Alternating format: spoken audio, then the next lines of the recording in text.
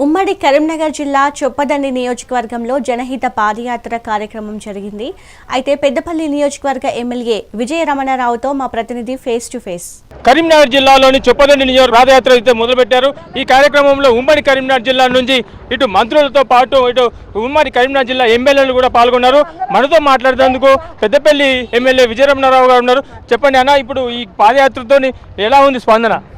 పాదయాత్ర ఇవాళ ప్రభుత్వం చేసేటువంటి సంక్షేమ కార్యక్రమాలు, కాంగ్రెస్ పార్టీ వచ్చినటువంటి సంవత్సరాల కాలంలో అనేక సంక్షేమ కార్యక్రమాలను రేవంత్ రెడ్డి గారి నాయకత్వంలో ఇవాళ ఈ రాష్ట్రంలో అమలు జరుగుతూ ఉన్నాయి.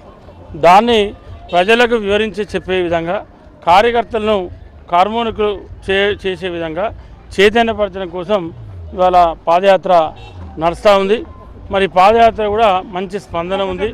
ఇవాళ రేపు రాబోయేటువంటి స్థానిక సంస్థల ఎన్నికలలో కాంగ్రెస్ పార్టీ అభ్యర్థులను గెలిపించుకోవడం కోసం మరి మా మహేష్ కుమార్ గౌడ్ గారి నాయకత్వంలో ఇది దోహదపడతా ఉందని చెప్పి మేము భావిస్తాను. ఒక పక్క ఇప్పుడు బీసీ గలం ఎత్తుకున్నారు, ఇది కావాలనే ఎత్తుకున్నారు, ఇది ఏదైతే ఓట్లకు కోసమే వీళ్ళు ప్రయత్నం చేస్తున్నారని చెప్పి మన బీఆర్ఎస్ పార్టీ వర్గాలు చెప్పుకొస్తున్నారు.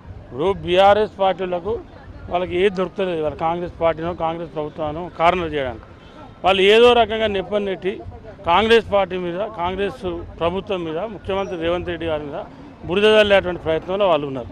ఇవాళ చిత్తశుద్ధితోనే ఇవాళ ఏదైతే కులగణన జరిపే విషయంలో ఇవాళ కేసీఆర్ గారి కుటుంబం తప్ప ఈ రాష్ట్రంలో ఉన్నటువంటి అందరూ కూడా అందులో పాల్గొన్నారు. మళ్ళీ రెండోసారి కూడా మళ్ళీ ఒక వారం రోజులు అవకాశం ఇచ్చి మళ్ళీ కూడా ఇంకెవరైనా ఉంటే కూడా చేసుకోండి అని చెప్పి కూడా ప్రభుత్వం అవకాశం ఇవ్వడం జరిగింది.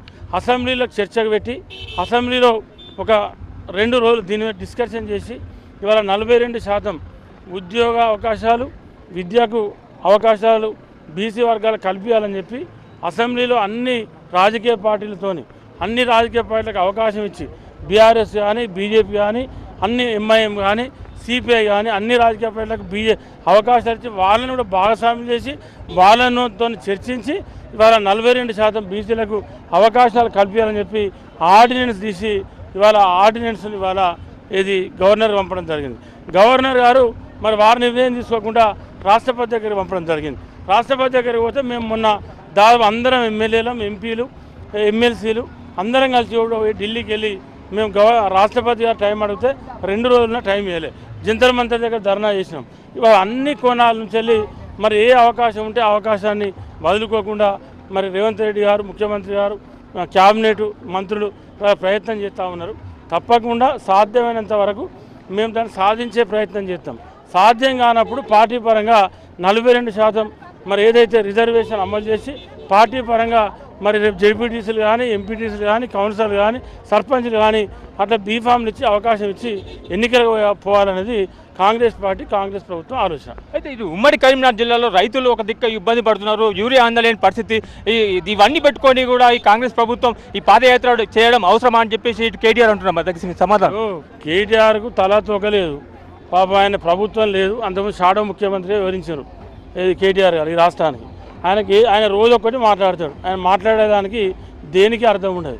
ఇవాళ రాష్ట్రానికి యూరియా ఎవరు సప్లై చేయాలి? కేంద్రం సప్లై చేయాలి. ముఖ్యమంత్రి గారు 3 సార్లు మరి కేంద్ర వ్యవసాయ శాఖ మంత్రి జేపీ నడ్డా గారిని కలిసారు. జేపీ నడ్డా గారిని కలిసారు, కంపల్సరీ యూరియా సప్లై చేయాలని చెప్పారు. కానీ ఇక్కడ జరిగేది బీఆర్ఎస్ వాళ్ళు బీజేపీ మాట్లాడారు.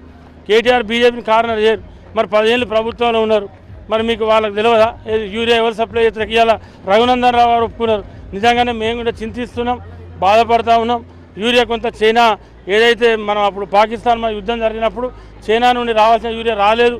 దాంతో నిజంగానే కొంత గ్యాప్ ఉంది, ఇలా మా వైఫల్యం కూడా కొంత ఉందని చెప్పి ఇవాళ బీజేపీలో ఉన్నటువంటి ఎంపీ రఘునందన్ రావు గారు కూడా ఒప్పుకున్నారు. ఇవాళ కిషన్ రెడ్డి గారు కూడా నిన్న తుమ్మల గారు ఫోన్ చేసి అడిగారు, తక్షణమే 50,000 60,000 మెట్రిక్ టన్నులు పంపిస్తాం వాళ్ళు చెప్తా ఉన్నారు. ఏదేమైనప్పుడు కూడా ఈ సమస్య అనేది త్వరలో సమసిపోతుంది. ఇవాళ మొన్నటిదాకానో అసలు వర్షాలు లేవు, ప్రాజెక్టులలో నీళ్లు లేవని మాట్లాడారు. ఇవాళ బ్రహ్మాండంగా వర్షాలు కురిసినాయి. ఇవాళ కృష్ణా బేసిక్లో బ్రహ్మాండంగా నీళ్లు ఉన్నాయి, గోదావరి బేసిక్లో నీళ్లు ఉన్నాయి. ఎక్కడ కూడా సాగునీటికి ప్రాబ్లం లేదు. ఏం దొరకక కోతిగా కొబ్బరి చిప్ప దొరికినట్టు వాళ్ళకి ఇది ఒక్క అంశం దొరికింది. దాన్ని కూడా ప్రాపర్గా డ్రైవ్ చేయకుండా ఏదో మాట్లాడేటువంటి ప్రయత్నం చేస్తూ ఉన్నారు.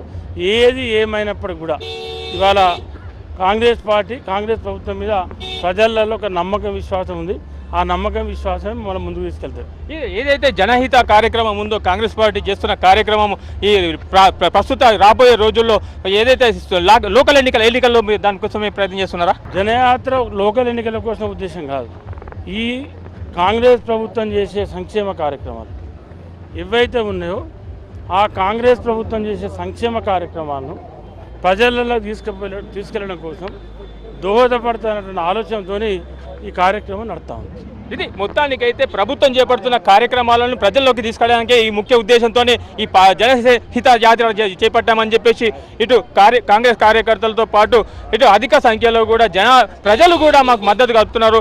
కాబట్టి మాకు ఏదైతే గవర్నమెంట్ ప్రభుత్వం ఏర్పాటు చేస్తున్న పథకాలపైనే మేము దృష్టి సారించాం. వాటిని ప్రజలకు చేరుతుందా లేదా అనేది, ఎంతవరకు చేరుతుందనేది కోణంలో మేము దీనికి ఈ యాత్రతో మాకు తెలుస్తుందనే ఉద్దేశంతో చెప్పుకొస్తున్నారు. కెమెరా పర్సన్ రఘుతో రవికుమార్, మెగా 9 టీవీ.